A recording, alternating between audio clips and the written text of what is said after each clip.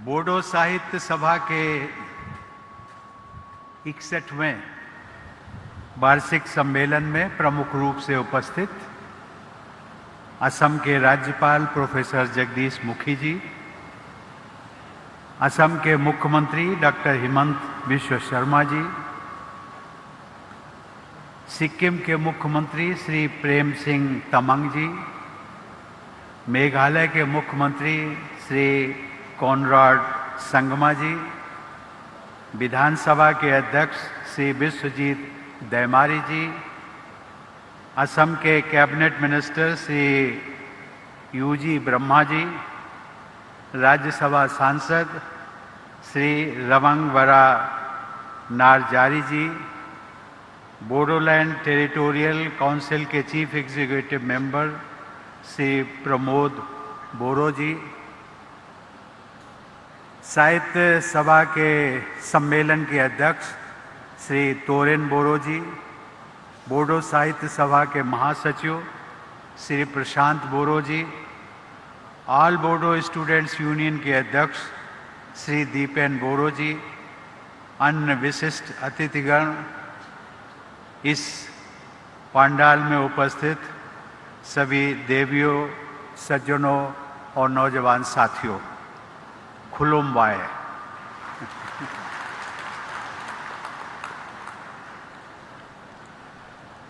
बोडो भाषा साहित्य तथा संस्कृति के गौरव को बढ़ाने के लिए मैं आप सबकी सराहना करना चाहता हूं।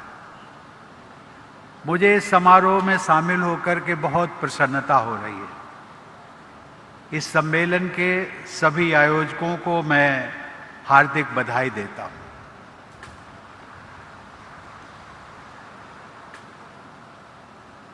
और इस सम्मेलन में जो आप लोग आए हैं, आने वालों का अभी तांता लगा हुआ है। मैं बाएं तरफ अपने देख रहा था कि अभी भी लोग आ रहे हैं और मुझे लगता है कि जाने वाले कम है, आने वाले अधिक है। एक चीज मैंने और ऑब्जर्व की, बाएं हाथ पर जो बैरिकेड्स लगे हुए हैं, प्रातः जब कार्यक्रम शुरू हुआ तो बैरिकेड्स के बीच में, बैरिकेड से आगे हट करके बहुत सारा गैप था और पश्चात में देखता गया कि लोग आते गए और विशेष करके हमारी बहनों, बेटियों में इतना उत्साह दिखा कि उनको, जो हमारे वॉलंटियर्स थे, उन्होंने बैरिकेड्स को क्रॉस करके उन हमारी बहनों और बेटियों को आगे बिठाया। ये एक मैं दृश्य आपके सामने रख रहा हूं कि बोडो भाषा साहित्य सम्मेलन जो आयोजन हो रहा है, उस आयोजन के प्रति लोगों में आकर्षण कितना है। देवियों और सज्जनों, मुझे बताया गया है कि असम में लगभग 35 लाख लोग बोडो भाषा बोलते हैं। असम के अलावा बोडो भाषा बोलने वाले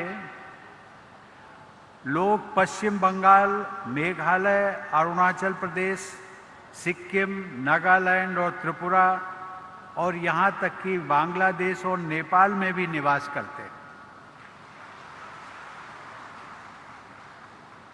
अब ये साहित्य और भाषा हमेशा लोगों को जोड़ती है, लोगों के दिलों को जोड़ती है।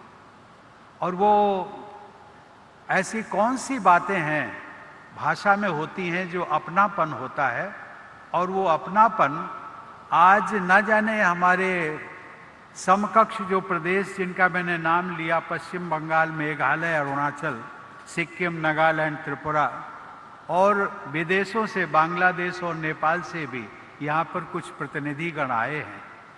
ये कितना आकर्षण है, जो कि भाषा, बोडो भाषा विदेशों से भी लोगों को यहाँ पर खींच लाई है।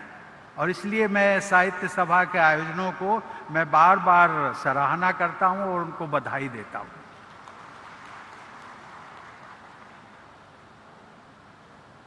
आप सब लोगों ने देखा मुझे भी देखकर प्रसन्नता हुई कि सिक्किम तथा मेघालय के मुख्यमंत्री भी इस समारोह में उपस्थित हैं। मेघालय के मुख्यमंत्री संगमा जी का उद्बोधन भी हम सब लोगों ने सुना और सिक्किम के मुख्यमंत्री प्रेम सिंह तमांग जी से मैं पूछ रहा था कि आप क्यों नहीं बोल रहे, तो उन्होंने कहा नहीं, ये कार्यक्रम तो अभी चलने वाला है और मैं बोलूँगा। मैंने कहा बहुत अच्छा है, क्योंकि मेरे समक्ष आप बोलते तो समय सीमा रहती और जब मैं चला जाऊंगा तो आप खुल करके बोलिएगा। ये भी मुझे प्रसन्नता की बात है कि जैसा मैंने अभी उल्लेख किया कि बांग्लादेश और नेपाल के बोडो भाषी प्रतिनिधि भी यहाँ उपस्थित हैं। मित्रों, इसी वर्ष मुझे बताया गया कि जनवरी में तामुलपुर जिले का गठन हुआ है। मैं तामुलपुर जिले के उज्जवल भविष्य के लिए मैं यहाँ पर उपस्थित इस जिले के सभी निवासियों को अपनी हार्दिक शुभकामनाएं देता हूँ। केंद्र सरकार और पूर्वोत्तर के राज्यों की सरकारों के मिले जुले प्रयासों से इस क्षेत्र में सौहार्द और शांति का वातावरण और भी मजबूत होता जा रहा है। इस परिवर्तन के लिए मैं केंद्र सरकार, राज्य सरकार तथा बोडो क्षेत्र के सभी भाइयों और बहनों को बधाई देता हूँ। इस बदलाव में विकास कार्यों की महत्वपूर्ण भूमिका है। मुझे बताया गया है कि इस क्षेत्र में एक सेंट्रल इंस्टीट्यूट ऑफ टेक्नोलॉजी भी स्थापित है, जिसे विश्वविद्यालय का दर्जा प्राप्त है। कोकराझार में स्थित बोडोलैंड यूनिवर्सिटी, जिसके चांसलर राज्यपाल महोदय स्वयं हैं, तथा अनेक महाविद्यालयों और पॉलिटेक्निक्स में विद्यार्थीगण उच्च शिक्षा प्राप्त कर रहे हैं और अपने उज्जवल भविष्य की राह बना रहे हैं। इसके अलावा अनेक उच्च शिक्षण संस्थानों की भी स्थापना को मंजूरी दी गई है।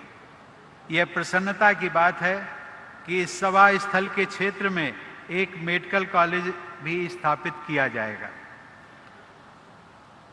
देवियों और सज्जनों, असम के राज्यपाल प्रोफेसर जगदीश मुखी जी के मार्गदर्शन तथा मुख्यमंत्री डॉक्टर हिमंत विश्व शर्मा के नेतृत्व में असम की जनता के हित में अनेक कार्य किए जा रहे हैं।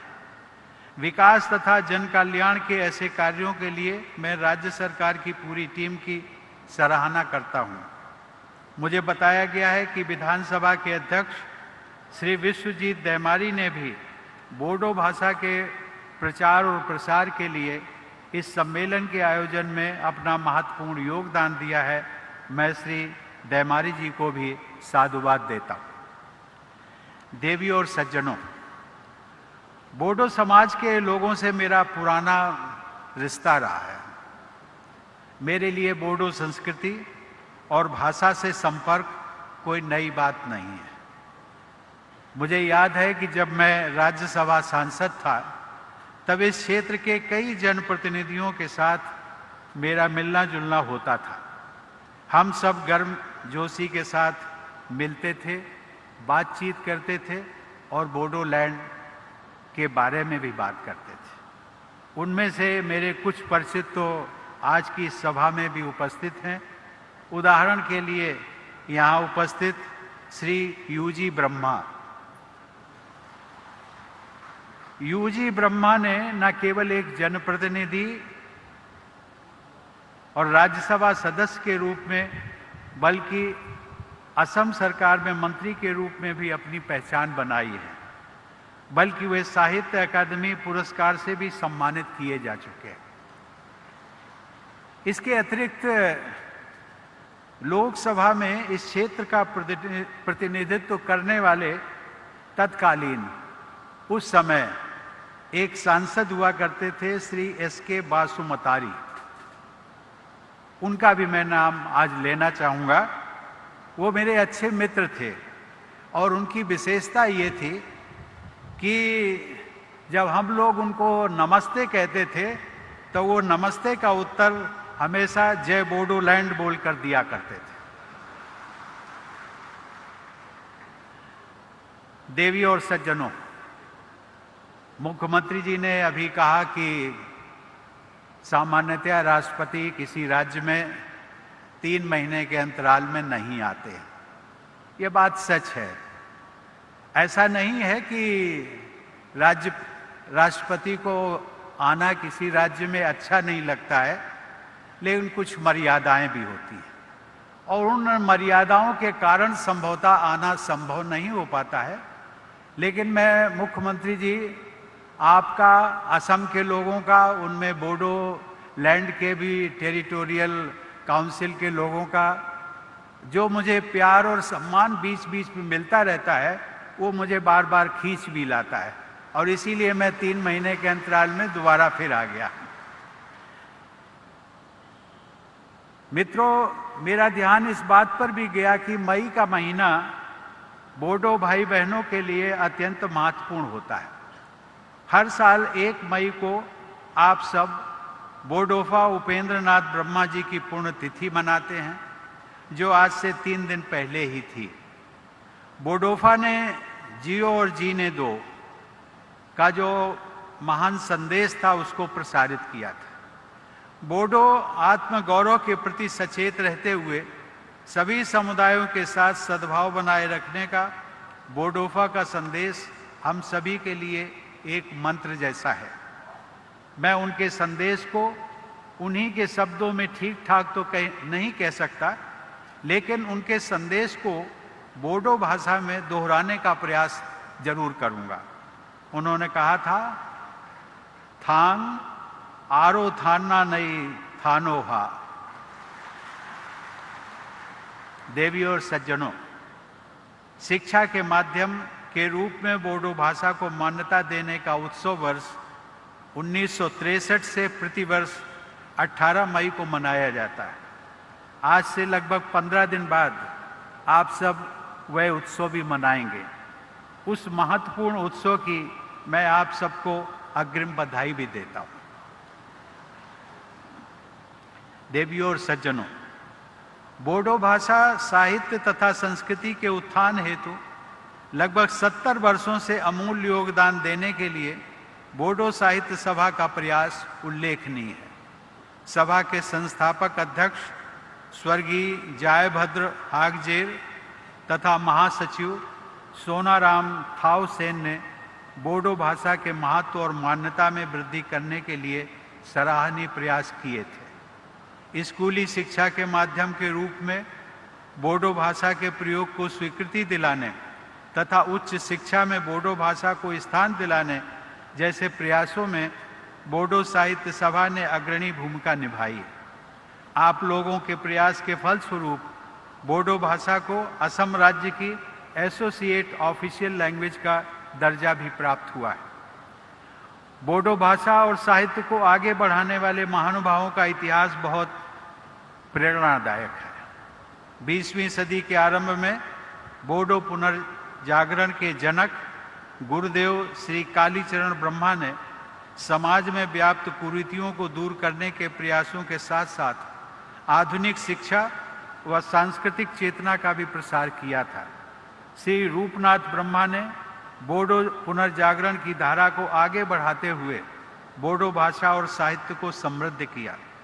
बोडो भाषा और साहित्य के विकास में बीबर नामक पत्रिका का भी बहुत महत्वपूर्ण योगदान माना जाता है, जिसका प्रकाशन आज से लगभग 100 वर्ष पहले सन 1924 में शुरू हुआ था।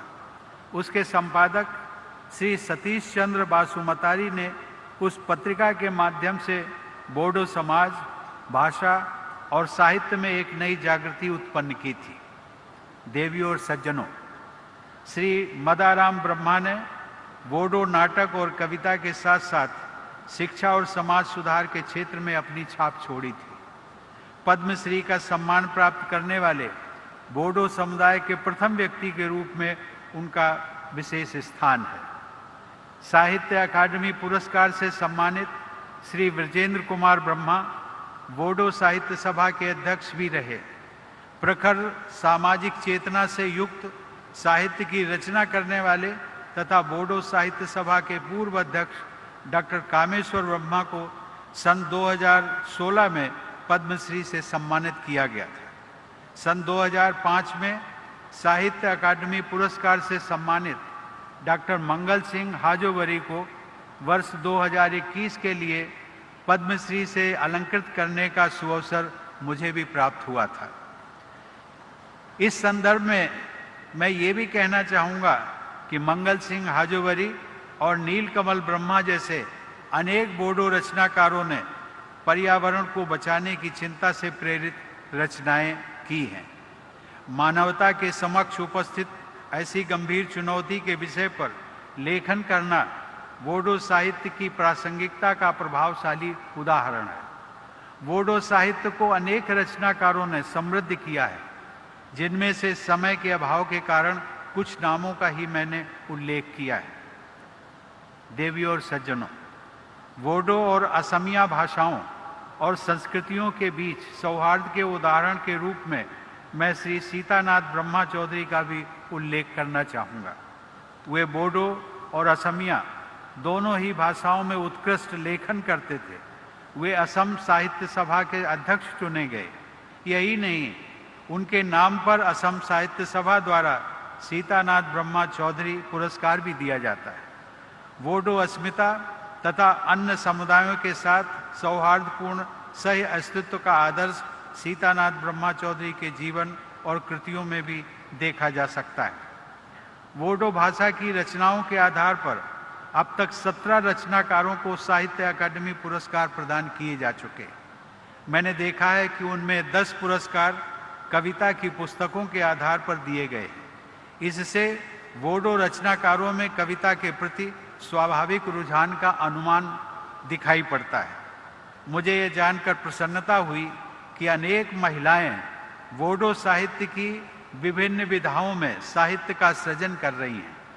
लेकिन यह भी देखने में आया है कि मौलिक रचनाओं के लिए साहित्य अकादमी पुरस्कार प्राप्त करने वाले वरिष्ठ रचनाकारों में केवल 2 महिलाओं का ही नाम है। मैं चाहता हूं कि महिला रचनाकारों को राष्ट्रीय स्तर पर और अधिक मान्यता प्राप्त हो। मैं चाहूँगा कि बोडो साहित्य सभा द्वारा महिला रचनाकारों को प्रोत्साहित करने के लिए विशेष प्रयास किए जाएं। देवियों और सज्जनों, किसी भी साहित्य को जीवंत और प्रासंगिक बनाए रखने के लिए युवा पीढ़ी की भागीदारी अत्यंत महत्वपूर्ण होती है। अतः बोडो साहित्य सभा द्वारा युवा रचनाकारों को भी विशेष प्रोत्साहन दिया जाना चाहिए। देवियों और सज्जनों, बोडो भाषा को संविधान की 8वीं अनुसूची में शामिल करने हेतु संविधान संशोधन वर्ष 2003 में हुआ और उसकी घोषणा जनवरी 2004 में की गई। उस समय भारत रत्न श्रद्धेय श्री अटल बिहारी वाजपेयी जी देश के प्रधानमंत्री थे। कवि हृदय वाजपेयी जी के व्यक्तित्व में भाषा, साहित्य और संवेदना के प्रति अनुराग झलकता था। आज के इस महत्वपूर्ण अवसर के समारोह के अवसर पर मैं उनकी स्मृति को भी नमन करता हूँ। बोडो साहित्य सभा के उद्देश्यों और लक्ष्यों में मातृभाषा के जरिए शिक्षा प्रदान करने पर भी जोर दिया गया है। आपकी सभा का यह उद्देश्य राष्ट्रीय शिक्षा नीति 2020 में यह निहित मूलभूत सिद्धांतों के अनुरूप भी है। इस शिक्षा नीति में भी मातृभाषा को शिक्षा के माध्यम के रूप में अपनाए जाने की सिफारिश की गई है।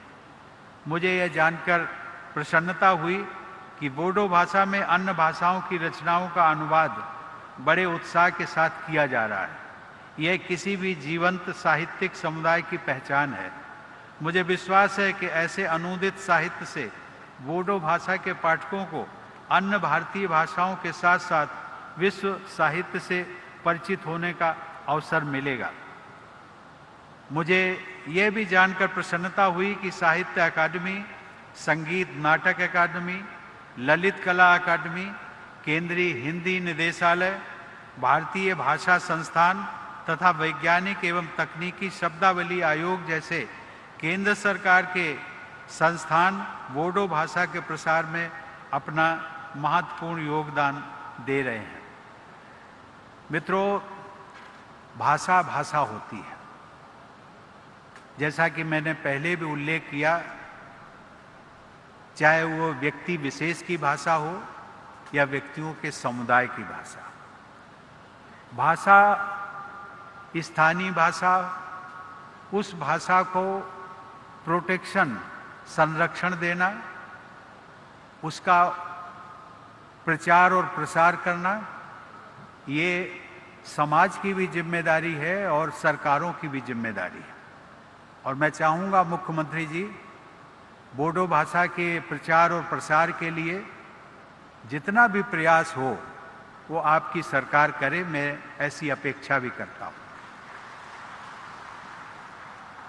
अंत में मैं बोडो भाषा से जुड़े सभी लोगों को ये शुभकामना देता हूँ कि बोडो भाषा खूब फले फूले बोरो राव गे वालान थो। धन्यवाद। जय हिंद।